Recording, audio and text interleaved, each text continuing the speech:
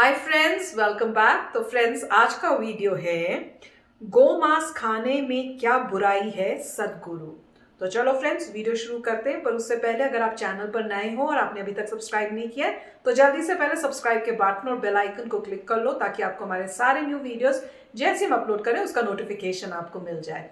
और वीडियो देखने के बाद अगर वीडियो पसंद आए तो कर देना लाइक और शेयर करना ये वीडियो अपने फ्रेंड्स और फैमिली के साथ। तो चलो फ्रेंड्स, शुरू करते हैं आज का ये वीडियो। हम ऐसे समय में रहते हैं जिसमें विश्वास और आध्यात्म बहुत ही ज्वलनशील। दोनों को एक साथ मत रखिए। ठीक है, पहले विश्वास की बात करते हैं। हम ऐसे समय में रहते हैं जिसमें विश्वास निश्चित रूप से ज्वलनशील और आसानी से राजनीतिक बनाई जाने वाली चर्चा बन गया है। अगर विश्वास को व्यक्तिगत होना चाहिए तो आज ऐसा नहीं है। आज वाकई ऐसे फैसले लिए जाते हैं जो किसी के विश्वास को ठेस पहुंचाने पर आधारित होते हैं। आपने अभी भोजन की बात की। मैंने कहीं पढ़ा कि आपने कहा है कि भोजन में धार्मिक कुछ नहीं है, बस वो खाइए जो आपको पसंद है। नहीं, मैंने ये नहीं कहा। मैंने कहा वो खाइए जो आपके लिए अच्छा है। ये दोनों बिल्कुल अलग चीजें हैं। मैं खुद को सुधार लेती हूँ, वो खाइए जो आपके लिए अच्छा है। लेकिन आज गोमांस प्रतिबंध की चर्चा को काफी राजनीतिक रंग दिया गया है जो विश्वास पर आधारित है। वो खाना निश्चित रूप से आपके लिए अच्छा नहीं है। गोमांस या कोई भी मीट, मैं उसकी बात करूंगा। आप सवाल पूरा कीजिए। ठीक है, तो मैं इसे एक उदाहरण के रूप में ले रही हूँ कि विश्वास के आसपास राजनीतिक चर्चा कैसे होती है। आप लोगों के एक समूह के विश्वास और व्यक्तिगत आजादी में मिलाप कैसे करेंगे। मैंने पढ़ा है कि आप सलमान रश्दी की लिखी किताबें पसंद करते हैं। हम पहले देश थे जिसने उन पर विश्वास के नाम पर प्रतिबंध लगाया था। हम विश्वास और व्यक्तिगत स्वतंत्रता के बीच सामंजस्य कैसे लाएं? देखिए, ऐसा हमेशा कहा जाता है कि विश्वास पहाड़ हिला देता है। हाँ, लेकिन ये आपके दिमाग को जमा देता है। लेकिन आप इस दुनिया में जो सबसे बड़ा अपराध कर सकते हैं वो है पहाड़ को हिलाना। आपको पहाड़ों को नहीं हिलाना चाहिए, उसे अपनी जगह होना चाहिए। वो बस कहीं से गिरा नहीं है, वो विकसित हुआ है, क्योंकि कई तरह की शक्तियां निश्चित रूप से काम कर रही हैं। जबरदस्त गतिविधि हुई है पहाड़ बनाने के लिए। आपको पहाड़ को कभी नहीं हिलाना चाहिए। लेकिन जिनके दिमाग जम चुके हैं वे हमेशा पहाड़ हिलाने की कोशिश करते हैं। ठीक है, जैसा कि मैंने कहा, जब हम विश्वास की बात करते हैं, यह इस संस्कृति के लिए बाहरी चीज है। हमारे पास कभी भी इस संस्कृति में विश्वास नहीं था। आपको 1000 साल से थोड़ा पहले देखना चाहिए, जब से हम गुलाम रहे हैं। Here we have been told always, your life is your karma. यहां हमें बताया गया है कि आपका जीवन आपका कर्म है। कर्म मतलब काम। किसका काम? आपका काम। तो हम कह रहे हैं कि आपका जीवन पूरी तरह से आपने बनाया है। कोई ऊपर बैठकर इसे आपके लिए चला नहीं रहा। यह पूरी तरह से आपका है। लेकिन हर काम जो आप करते हैं, चाहे वो शारीरिक, मानसिक, भावनात्मक या ऊर्जा का काम हो, किसी भी तरह का आप काम करते हैं, उसका एक नतीजा होना तय है। अगर आप नतीजे के लिए तैयार हैं तो जो चाहे करें। आप नतीजा देखकर रोएंगे तो उस काम को अभी नियंत्रित करें। इसी पर आधारित है। आपने अभी भोजन की बात की। देखिए, भोजन को इस देश में बहुत ही ध्यान से समझा गया है। अगर आप बस इसे वापस ले आएं तो दुनिया सेहतमंद हो जाएगी। क्या आप समझे? यहां हमने अलग अलग तरह के लोगों को पहचाना है कि उन्हें क्या खाना चाहिए।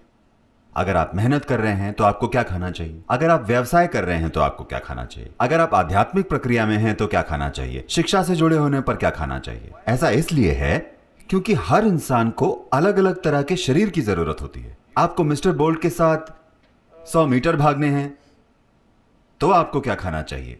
आप बस दिल्ली में काम करते हैं तो आपको क्या खाना चाहिए। आपको एक निश्चित तरीके से सोचना है तो आपको क्या खाना चाहिए। इन सभी के लिए हमारे पास स्पष्ट निर्देश हैं। जब भोजन की बात होती है तो इसका मतलब है हम एक अन्य जीवन चुनते हैं, चाहे वो कुछ भी हो, वनस्पति हो या जानवर हो। आप एक अन्य जीवन को लेते हैं और लेकर खाते हैं और आपको उसे अपना जीवन बनाना होता है। पूरी चीज यही है। आपका जीवन क्या है और वो जीवन क्या है। अगर आप ये देखें, दुनिया का हर जीवन धरती से आता है। वो शरीर भी वही मिट्टी है, ये शरीर भी वही मिट्टी है। अगर एक केंचुआ हो तो वो भी वही मिट्टी है। लेकिन देखिए, ये कैसा बन गया है, ये कैसा बन गया है और वो कैसा बन गया है। अगर मैं आपको केला पसंद है या आम? आम। मुझे पता है आप इस समय राज्य चला रहे हैं।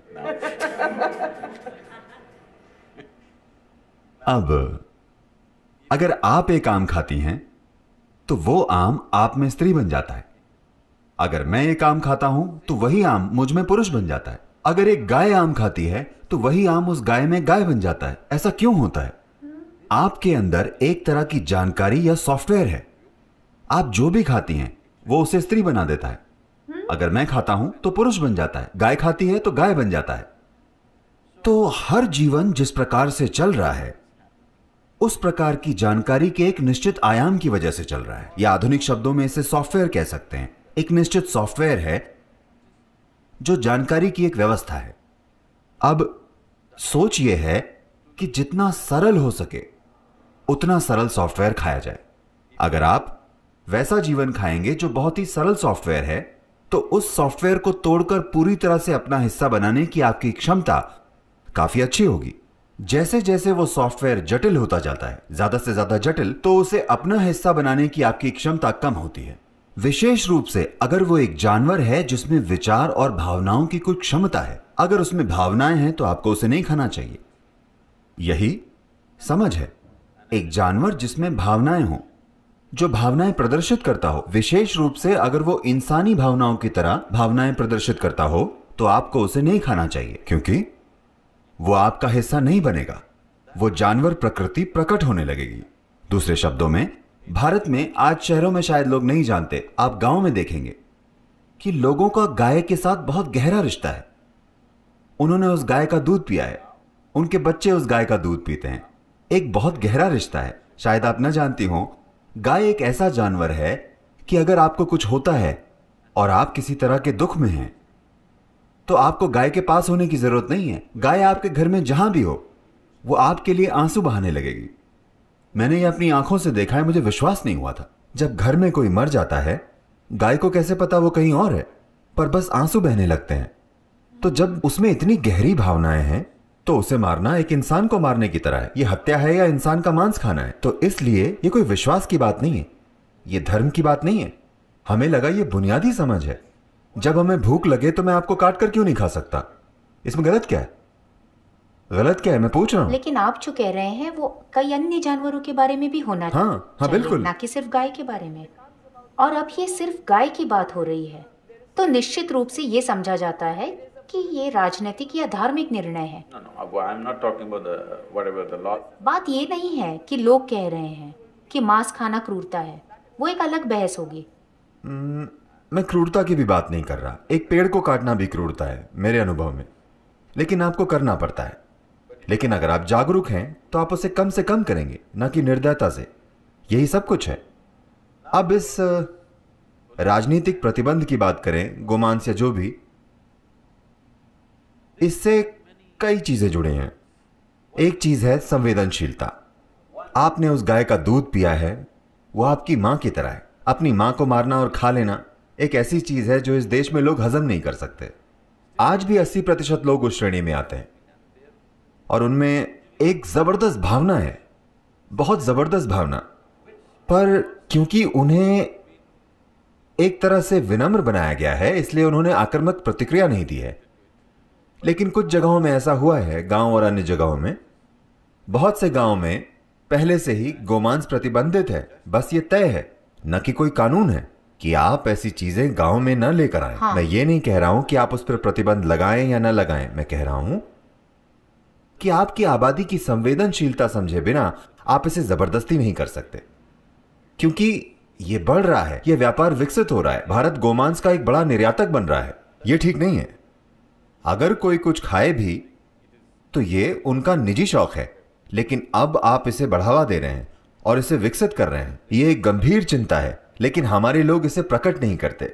वे सड़क पर जाकर किसी को मारेंगे नहीं क्योंकि उन्होंने एक गाय को मार दिया।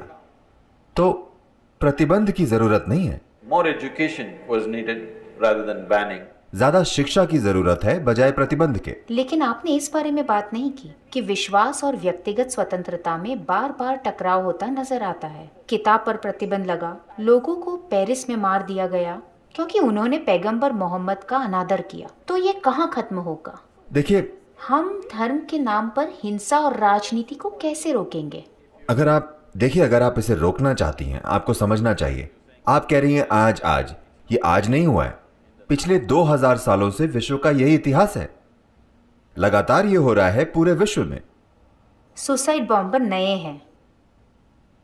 देखिए, आप धर्म युद्ध और अन्य चीजें भूल गई हैं जिन्हें इतिहास में दर्ज नहीं किया गया। करोड़ों लोगों को मारा गया भगवान के नाम पर, ठीक है? यह हमारे लिए नया है, लेकिन यहां भी हजारों लाखों को भारत के उत्तरी हिस्सों में मार दिया गया सिर्फ इसलिए कि वे किसी में विश्वास करते थे। जब हमले हुए थे, कोई भी उनके बारे में नहीं लिखता, क्योंकि हमने खुद नहीं लिखा, किसी और ने हमारे लिए इतिहास लिखा जैसे उन्हें पसंद था। क्योंकि इतिहास राजाओं द्वारा प्रायोजित किया जाता है, इसलिए उन्होंने अपनी मर्जी से लिखा और वे कहते हैं वे महान राजा हैं। लेकिन जो काम उन्होंने किए वो बिल्कुल भयंकर थे। तो आपको समझना होगा कि विश्वास हमारे लिए नया है। नए से मेरा मतलब है इस देश में जिसमें 12 से 15 हजार सालों का इतिहास है, 1000 साल हमारे लिए नया है। हम अब भी इसे स्वीकार नहीं कर पाए हैं। हम आज भी संघर्ष कर रहे हैं, लेकिन हम अपने अंदर संघर्ष कर रहे हैं, न कि बाहर सड़क पर संघर्ष, क्योंकि ये हमारा स्वभाव नहीं है। क्योंकि यहां हमारे अंदर ये गहराई से डाला गया है कि आप जो भी करेंगे उसका आपके लिए एक नतीजा होगा। अगर आप फिर से जीवन लेते रहेंगे तो भी ये आपको नहीं छोड़ेगा, ये आपके पास लौट कर आएगा। ये बताया गया है, ये लोगों को नियंत्रित करता है। ये जबरदस्त तकनीक है, प्लीज ये समझिए। ये कोई नकली चीज नहीं है, ये वास्तविक चीज है। हर चीज जो आप सोचते हैं, महसूस करते हैं या करते हैं, उसका नतीजा होता है। इसलिए नहीं कि कोई बैठा सोच रहा होगा कि उसे आपको एक इनाम या सजा देनी चाहिए। ये आपकी अपनी केमिस्ट्री में होता है। काफी अच्छा वीडियो था गाइस, और इसमें जो है इन्होंने कर्मा का अच्छा मतलब बताया, कर्मा के बारे में कि कर्म जो करते हैं वही आपको बनाते हैं, और आपका कर्मा जो है अगले जन्म में भी पीछा नहीं छोड़ते। तो ये बहुत अच्छा था, और रेगुलेट करते हैं सोसाइटी को, वो बात सही है कि अगर आप जान के रखें कि आपने जो भी काम किया है उसका रिजल्ट आएगा, और आप ये नहीं बोल सकते अच्छा मैं तो मर गया तो काम खत्म। नहीं, वो अगले जन्म में फिर आपको उसका पूरा करना पड़ेगा। इसीलिए उसका आंसर वही है, सेल्फलेस वर्क, कि अगर आप वही कर्मण्येव अधिकारस्ते वाली बात है कि आप ये कहें मुझे फर्क नहीं पड़ता रिजल्ट क्या है, मैं अपनी तरफ से बेस्ट करूंगा। रिजल्ट ज़रूरी नहीं है, उसका जो रिजल्ट है वो ज़रूरी नहीं है, और उसी को सेल्फलेस वर्क कहते हैं। अगर आप वो करते रहें तो कर्मा आपको टच नहीं कर सकता। अब दूसरी बात ये कह रहे हैं काऊ के बारे में। काऊ के बारे में इनका मेन यही था कि अगर कोई भी लाइफ फॉर्म इमोशनल है, जो आपके इमोशंस को समझ सकता है और वो ह्यूमंस की तरह एक्ट कर रहा है, घोड़े कई बार रोते हैं और काउज रोती हैं, तो डॉग्स हैं, वो सब जो हैं जो वो इमोशन को एक्सप्रेस करते हैं, वो आपसे जुड़े होते हैं, उनको खाना ठीक नहीं है, क्योंकि वो एक इंसान को खाने के बराबर है। और ये भी कहा था कि अगर आप सिर्फ प्लांट्स मार के जी सकते हैं तो और लाइफ फॉर्म को क्यों करें, क्योंकि प्लांट्स में तो हमें पता है कोई इमोशन नहीं है, तो और उसके बिना कोई चारा भी नहीं है। पूरी अर्थ में प्लांट्स ही सोर्स हैं जो सनलाइट को कन्वर्ट कर सकते हैं फूड में, और वही फूड, तो आपको फूड चाहिए, आप में इतनी पावर नहीं है सनलाइट को कन्वर्ट करने के लिए, प्लांट्स हैं, प्लांट्स कन्वर्ट करते हैं सनलाइट को फूड में, आप खा सकते हैं एंड उसी से आप जी सकते हैं, आपको जरूरत नहीं है किसी और लाइफ फॉर्म को मारने की। तो उन्होंने यही कहा, वो डिस्कशन सेपरेट है कि आप वेजिटेरियन वर्सेस नॉन वेजिटेरियन की डिस्कशन सेपरेट है, मगर काऊ के बारे में भी था जिसका आप मिल्क पी रहे हैं उसको आप कैसे मारेंगे, जो इतना एक्सप्रेस कर रही है इमोशन उसको कह रहे हैं कैसे मारेंगे, जिसके साथ आपको इतना लगाव है उसको कैसे मारेंगे, तो वो रीजन था उसको नहीं करने का। और उन्होंने बोला कि और भी एनिमल्स हैं, हाँ और भी कई एनिमल्स हैं, उनको भी आप नहीं कर सकते, एक्सप्रेस करते हैं इमोशन। एग्जाम्पल क्या है, हॉर्स है और डॉग्स हैं, कैट्स मुझे पता नहीं है, तो बहुत सारे हैं जो इमोशन आपसे बहुत अटैच्ड हैं, तो ऑब्वियसली उनको खाना ठीक नहीं है, क्योंकि they are as good as